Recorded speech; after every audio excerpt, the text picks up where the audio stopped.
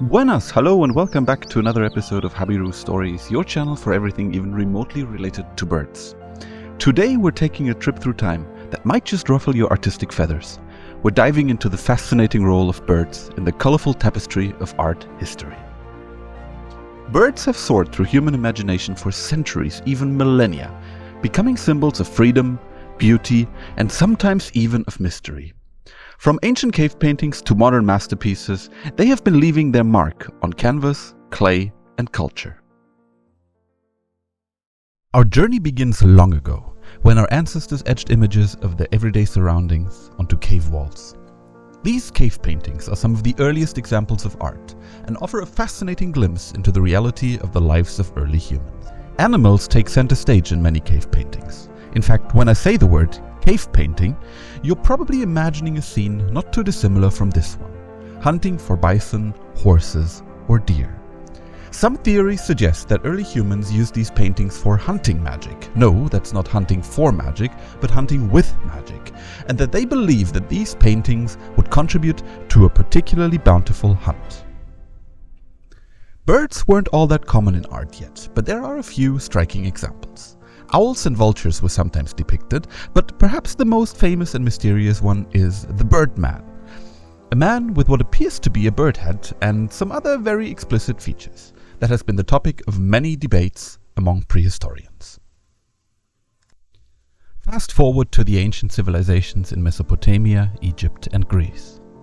Birds like falcons and eagles were considered symbols of power and the divine, and found their way onto pottery, sculptures, and temples. In ancient Egypt, birds were frequently used as symbols in hieroglyphic writing and art. The falcon represented the god Horus, symbolizing protection, healing, and the connection between the pharaoh and the gods. The ibis, representing the god Thoth, was associated with wisdom, writing, and magic. The vulture, perhaps surprisingly, was associated with maternal care and protection, and also part of the word mother. And the heron symbolized the god Bennu, linked with the sun, creation, and rebirth. Bennu is thought to be the origin of the phoenix legends in Greek mythology. In ancient Greece, the goddess Athena was often depicted with an owl, which was considered a symbol of wisdom and protection. These owls were printed on the local currency and in fact many other memorabilia, giving rise to the saying, carrying owls to Athens, meaning doing something completely unnecessary, like watching this video and not leaving a like. Somewhat interestingly, the chariot of Hera was pulled by peafowl, birds originally from India that found their way to Mesopotamia and later Greece through merchants.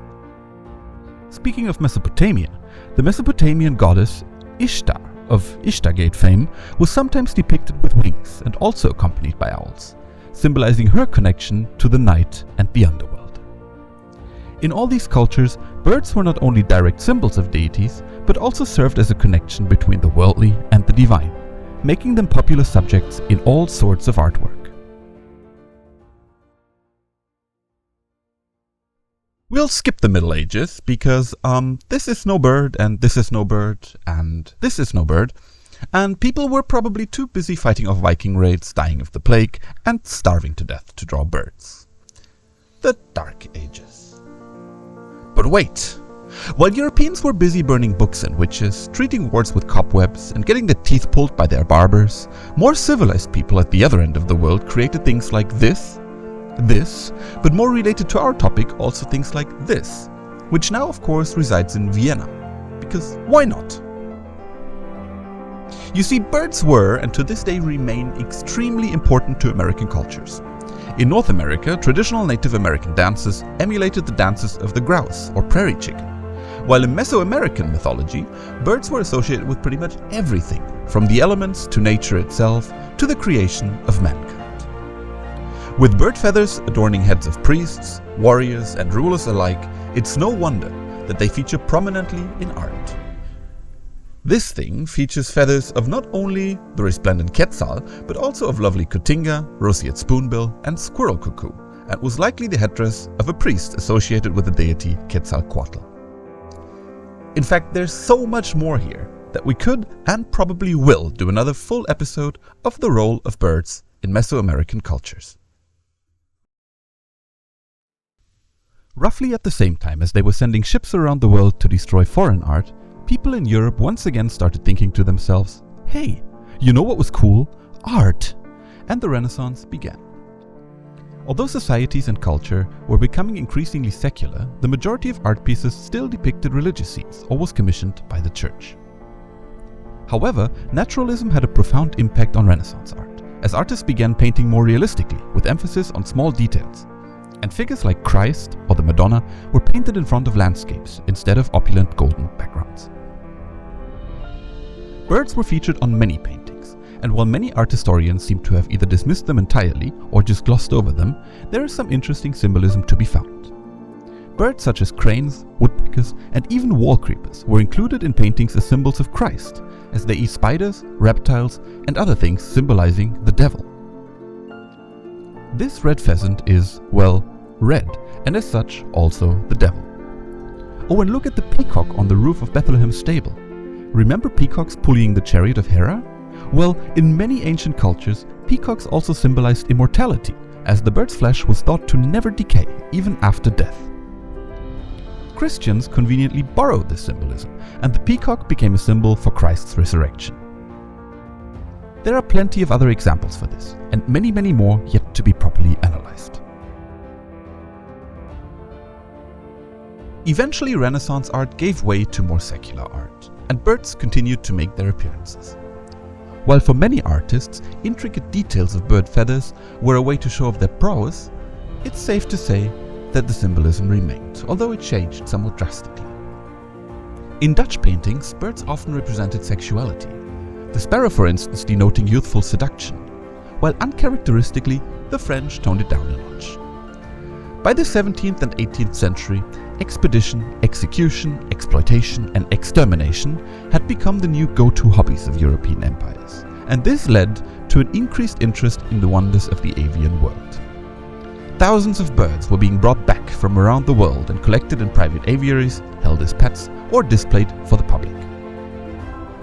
Ostrich eggs had been fashionable curiosities since the 1500s, especially when crafted into bowls or goblets, but the demand for the feathers almost led to the extinction of the birds, not a unique situation by any means. Artists also began taking interest in captive birds, sketching and painting them, an endeavor that eventually led to the first systematic studies. Abroad, European traders commissioned paintings of local birds and animals, and birds found their ways from the sky through books and cups and boxes and paintings into European households. And to North America, John James Audubon killed thousands of wild birds to then arrange them in lifelike positions in an effort to paint them. All of them. An original of his famous book, The Birds of America, was sold for more than $10 million at an auction in London in 2010. In fact, 8 different copies have sold for over $1 million each. Audubon's book inspired many and influenced later artworks such as this. In the East, birds were a central theme in Japanese art of the Edo period. Similar to the more secular development in the West, Neo-Confucianism shifted art away from spirituality towards a more scientific understanding of the world. As in the West, different species held different symbolisms. For example, the crane for good luck and longevity, or the rooster for the 5 virtues, martial spirit, literary accomplishment, loyalty, courage, and virtue. In Chinese art, the crane has a similar meaning. Geese are associated with loyalty, integrity, and love, and much conversely to Western culture, magpies are considered charms of good luck.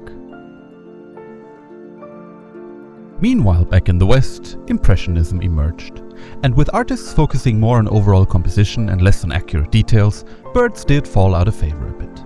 But fear not, post-impressionists like Van Gogh and Henri Rousseau brought the birds back to the artistic landscape. Rousseau in particular claimed he had no teacher other than nature, and it shows in many of his paintings. While his best-known works feature jungle scenes, he never left France, much less set foot in a rainforest. Nature remained a source of inspiration for many surreal painters, such as Paul Klee and Pablo Picasso. And in the contemporary scene, artists are exploring the codependence of mankind and nature. In his 2015 portfolio, There Will Come Soft Rains, Matthew Day Jackson connects Audubon's prints with our growing interventions on the planet. Throughout our history, birds have symbolized power, freedom, and our longings and fears. They've been the messengers of our stories and the guardians of our imagination. From cave walls to pixels, they continue to perch on the canvas of our creativity. As Matthew Day Jackson profoundly shows, today more than ever, many of these beautiful creatures are in peril. Let's do our part to make sure that birds continue to signal the positives and don't remain in our collective memory as remnants of a beautiful past. Thanks for watching, fellow bird lovers. I hope you enjoyed this video. If you have, and you're terrified of this, don't worry, we will soon have more in stock for you. See you next time, keep your eyes on the skies, and happy birding.